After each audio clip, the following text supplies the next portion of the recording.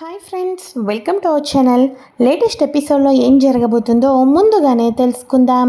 Friends, daily serial notification కోసం ఛానల్ని subscribe చేసుకోండి ఫ్రెండ్స్. అండ్ పక్కనే ఉన్న బెల్ ఐకాన్ని క్లిక్ చేసి ఆల్ ఆప్షన్ని సెలెక్ట్ చేసేయండి. ఇక సత్య ఇంటికి కృష్ణి అయితే క్షేమంగా తీసుకుని వస్తుంది కదా. ఇంతలో భైరవి ఆగరా సిన్నా అని చెప్పేసి హారతి ఇచ్చి మరీ లోపలకైతే ఆహ్వానిస్తుంది.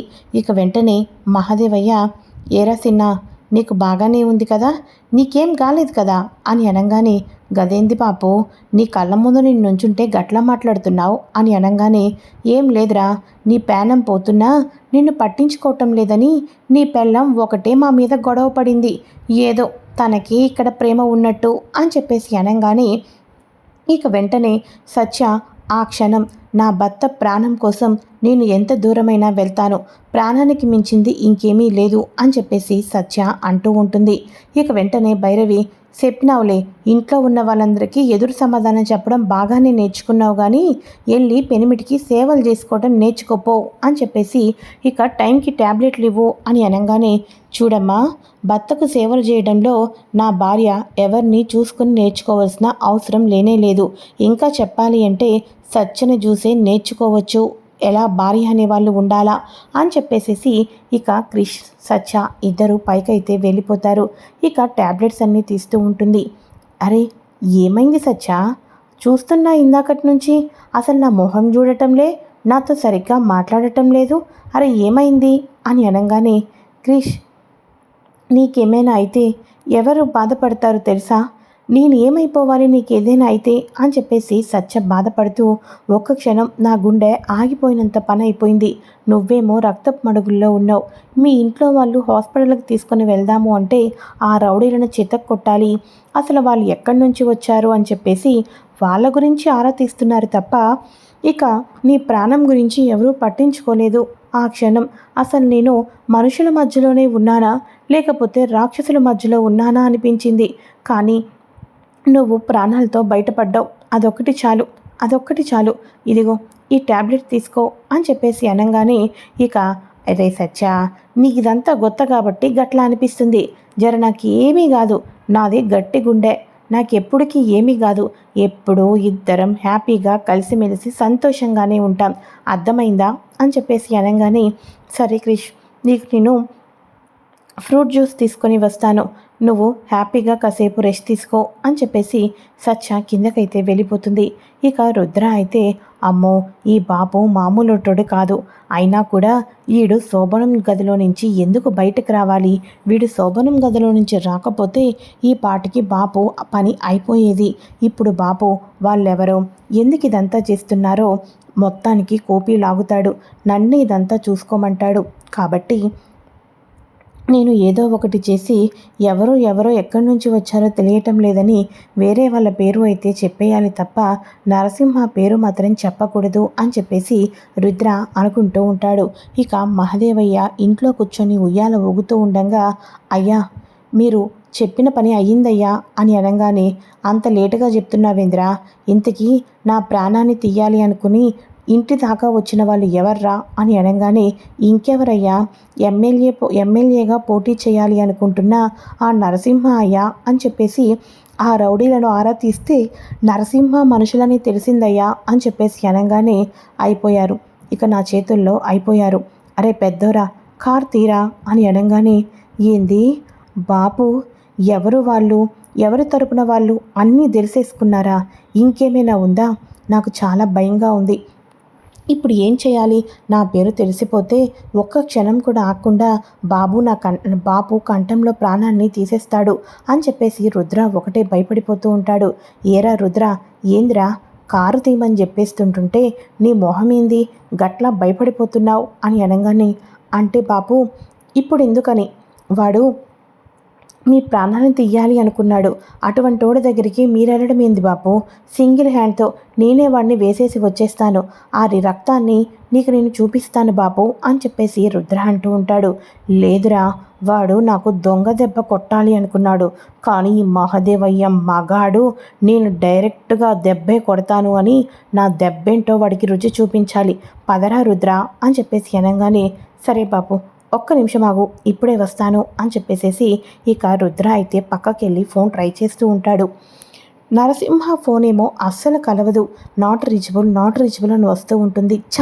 ఈడేంది కరెక్ట్గా ఇప్పుడే ఫోన్ కలవకోకుండా చేసుకున్నాడు, ఎక్కడున్నాడు ఏందసలా అని చెప్పేసి రుద్ర టెన్షన్ పడిపోతూ ఉంటాడు.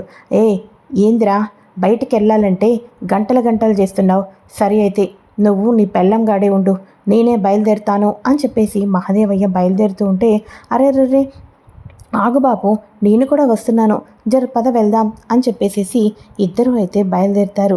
ఇదేంటిది, కయ్యానికి కాలు దువ్వే బావగారు వెనకడుగు వేస్తున్నారు, ఎవరికో ఫోన్ చేశారు. ఆ టైంలో ఒకటే టెన్షన్. ఇప్పటిదాకా బావగారి ఫేస్లో నేను అంత టెన్షన్ని చూడలేదు. ఏదో జరుగుతుంది, బావగారు ఎందుకని భయపడుతున్నారు, ఇదేంటో నేను తెలుసుకొని తీరాల్సిందే. ఎప్పుడూ లేని కంగారు భయాన్ని ఫస్ట్ టైం చూస్తున్నాను ఈ ఇంటి మగాళ్ళల్లో అని చెప్పేసి సత్య ఇక వెంటనే క్రిష్ ఈ ఫ్రూట్ జ్యూస్ నువ్వు తాగు అని చెప్పేసి పైకి వెళ్ళి ఫ్రూట్ జ్యూస్ ఇస్తుంది. ఇక వెంటనే 3 అవర్స్ తర్వాత ట్యాబ్లెట్ ఉంది, మర్చిపోయాను, ఇక డాక్టర్ ఇంకొక క్రీమ్ ఇచ్చారు, ఆయింట్మెంట్ అప్లై చేస్తే నీకు నొప్పి కూడా ఉండదన్నారు. ఆయింట్మెంట్ మర్చిపోయి వచ్చాం హాస్పిటల్లోని, నేను వెళ్ళి ఆయింట్మెంట్ తీసుకుని వస్తాను, నువ్వు వచ్చేసి హ్యాపీగా నిద్రపోతూ ఉండు, రెస్ట్ తీసుకో అని చెప్పేసి సత్య కృష్ణని పడుకోబెట్టేసి ఇక వెంటనే వీళ్ళని ఫాలో అవుతూ ఆటోలో అయితే వెళ్తుంది. ఇక వీళ్ళు ఆటోలో వెళ్ళంగానే ఇక కార్ అయితే ఒక దగ్గర ఆగుతుంది. ఇక మహాదేవయ్య వెళ్తూ ఉండగా, అమ్మో ఇప్పుడు గనక బాపుతో పాటు వెళ్తే లోపలే నా ప్రాణాల్ని పాత పెట్టేసి బాపు బయటకు వచ్చేస్తాడు, ఇప్పుడు నేను తప్పించుకోవాలంటే బాపుతో పాటు లోపలికి వెళ్ళకూడదు అని చెప్పేసి రుద్ర అనుకుంటూ ఉంటాడు. బాపు అని అంటూ ఉంటే, ఎరా రుద్ర, నువ్వు ఏడనే ఉండరా, ఆళ్ళలాగా నేను 10 మందిని తీసుకొని రాను, మగాణ్ణి, పులిని, సింహాన్ని, సింగిల్గానే వెళ్తాను అని చెప్పేసి అనగానే, రక్షించవు బాపు, నన్ను ఎక్కడ రమ్మంటావా అని ఇక భయపడి చచ్చాను అని చెప్పేసి రుద్ర అనుకుంటూ ఉంటాడు. అయితే ఇక ఇదిలా ఉండగా కరెక్ట్గా ఎమ్మెల్యే నరసింహ గెస్ట్ హౌస్ దగ్గరకైతే వెళ్తారు. ఇక చక్కగా తాగేసి ఉంటూ హ్యాపీగా ఎంజాయ్ చేస్తూ ఉంటే వాటన్నిటిని పక్కకు నెట్టేసి నరసింహ ఆ తాగేసిన గ్లాస్ బాటిల్స్ మొత్తాన్ని కూడా మహాదేవయ్య ప్రాణాన్ని తీద్దామని పట్టుకుంటూ ఉండగా వాటన్నిటినీ ఒక్క ఎడంకాలతో కొట్టి ఇక నరసింహకి ఏమీ అందకోకుండా చేస్తూ ఉంటాడు మన మహాదేవయ్య అయితే.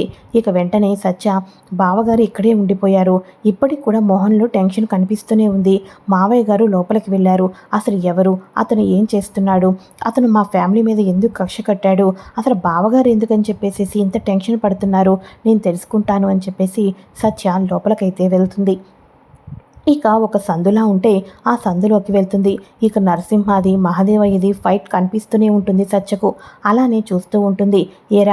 ఏద్రా ఏంది, నన్ను చంపాలని నీ వలన ఒక 10 మందిని పంపించావు కదరా, నువ్వు మగాడైతే డైరెక్ట్గా నీ దగ్గరికే నేను వచ్చానురా, రారా నువ్వో నేను తేల్చుకుందాం, ఈరోజు నువ్వో నేను అన్నది తేలిపోవాలి, రా అని చెప్పేసి ఈ మహాదేవయ్య ప్రాణాలనే తీయాలనుకుంటావురా, అంత మగాడివిరా నువ్వు, నాతో పెట్టుకుంటే నేల కరిపించేస్తాను అని చెప్పేసి వాడిని ఇష్టం వచ్చినట్టు కొడుతూ తిడుతూ ఇక మహాదేవయ్య ముచ్చమట్లు పట్టిస్తే ఇక తుపాకీని పట్టి ఒకే ఒక్క బుల్లెట్ తోటి ప్రాణాలు తీసేస్తాను, అసలు నన్ను ఎందుకు చంపాలనుకున్నావు అని చెప్పేసి, నన్ను చంపాలనుకున్న వాళ్ళను ఈ భూమి మీద ఎవరిని నేను ఎవరిని విడిచిపెట్టను, ఈ రోజుతో నీ ఆయుష్ మొత్తం పోయింది అని చెప్పేసి మహాదేవయ్య అంటూ ఉంటే ఇక మహాదేవయ్య కాళ్ళ కింద పడి ప్రాణాలు పోతున్నాయి అనుకున్న సమయంలో నరసింహ, వదిలిపెట్టేసే అసలు నిన్ను చంపాలని ప్లాన్ చేసింది ఎవరో తెలుసా, నీ పెద్ద కొడుకు రుద్ర అని చెప్పేసేసి ఇక ఆ నరసింహ చెప్పంగానే మహాదేవయ్య షాక్ అయిపోతాడు. అవును, నీ పెద్ద కొడుకు రుద్రాని నిన్ను ప్రాణాలతో చంపాలి, నిన్ను ప్రాణాలు తీయాలి అనుకున్నాడు అని చెప్పేసి అనగానే, నిజంగా ఇదంతా ఒట్టు, నీ కొడుకు నీ ఇంటిలో శత్రువు, నీకు శత్రువు అని చెప్పేసి రుద్ర చెప్పంగానే అదే ఒక తుపాకీ గన్ని పట్టుకొని మహాదేవయ్య స్పీడ్గా బయటకు వచ్చి కారు దగ్గర వెయిట్ చేస్తున్న రుద్రాకైతే ఒక్కసారిగా టక్కా షూట్ చేస్తాడు. ఒక్కసారిగా రుద్ర మహాదేవయ్య పెద్ద కొడుకు బాపు అని అంటూ రక్తపు మడుగుల్లో కారు దగ్గరే పడిపోయి అక్కడికక్కడ ప్రాణాలైతే కోల్పోతాడు. ఇక వెంటనే రుద్ర బాపు అని చెప్పేసి ఒక్క అరుపు అరుస్తాడు. ఇప్పుడు నాకు జరగబోయేది ఇదే అన్నమాట. నాకు జరగబోయేది దేవుడు ముందుగానే చూపించేశాడు. ఇప్పుడు బాపు చేతుల్లో నేను చావబోతున్నానన్నమాట అని చెప్పేసేసి ఒక్కసారిగా రుద్ర భయపడిపోతూ ఉంటాడు.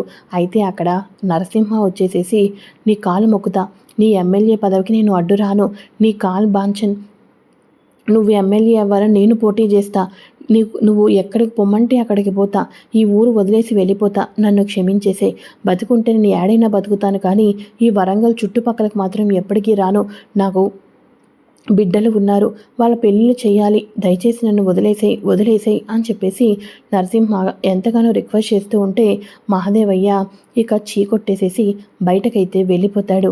ఇలా బయటకు వెళ్తూ ఉండగా ఇక వెంటనే నరసింహ రుద్రాకైతే ఫోన్ చేస్తాడు. హలో రుద్ర, నీ తండ్రి నా ప్రాణాలు తీయడానికి వచ్చాడు, నన్ను చంపమనింది ఎవరు అని నాకు గన్ను షూట్ పెట్టి మరీ అడిగాడు.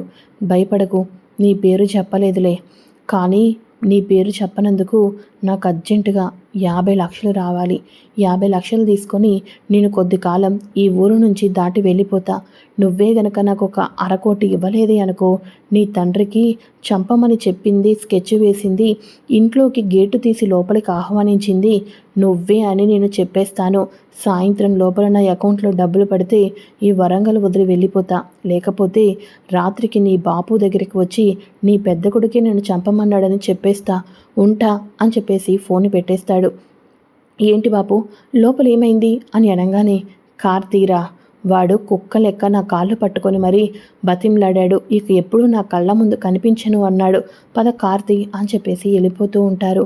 అయితే రుద్రతో ఫోన్ మాట్లాడుతూ ఉన్న నరసింహ మాటలన్నీ కూడా సందులో ఉన్న మన సత్య పూర్తిగా అంతా కూడా వినేసి ఒక్కసారిగా షాక్ అయిపోతుంది. ఏంటి, మావయ్య గారి ప్రాణాలు తీయాలి అనుకున్నది బావగారా? నేను అసలు నమ్మలేకపోతున్నాను. బావగారికి ఏం అడ్డొచ్చారని మావయ్య గారి ప్రాణాలు తీయాలనుకున్నారు? కన్న తండ్రే ప్రాణాలు తీయాలనుకున్న ఒక వ్యక్తి రక్తం పంచుకున్న తమ్ముడు ప్రాణాలు కూడా తీయాలని అనుకోడా? అమ్మో, లాభం లేదు. నేను క్రిష్కి రాజకీయాల్లోకి గొడవలకి వెళ్ళకూడదు అని చెప్పాలి. క్రిష్కి వెన్నంటూ ముందు బావగారి బారి నుంచి నేను కాపాడుకోవాలి.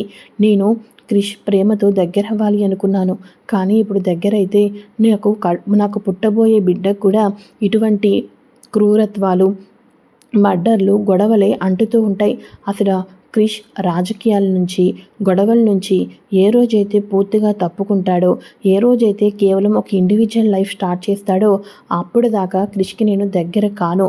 అసలు నాకు తెలిసిందే అయితే ఇక క్రిష్ని నేను నా ప్రేమకు మాత్రమే దగ్గరయ్యేటట్టు చేసి మంచి మనసున్న క్రిష్ని ఒక మంచి గొప్ప వ్యక్తిగా కూడా నేను మార్చాలి అని చెప్పేసి సత్య మనసులో అప్పటి నుంచి రుద్ర నిజస్వరూపం తెలుసుకొని తన భర్తని, తన మావయ్యని కాపాడుకోవటం కోసం ప్రయత్నాలు చేస్తూనే ఉంటుంది. మరి నెక్స్ట్ ఎపిసోడ్స్లో ఏం జరగబోతుందో కూడా ముందుగా తెలుసుకోవాలి అనుకుంటే ఫ్రెండ్స్ తప్పకుండా ఛానల్ని సబ్స్క్రైబ్ చేసుకొని పక్కనే ఉన్న బెల్ ఐకాన్ని క్లిక్ చేసి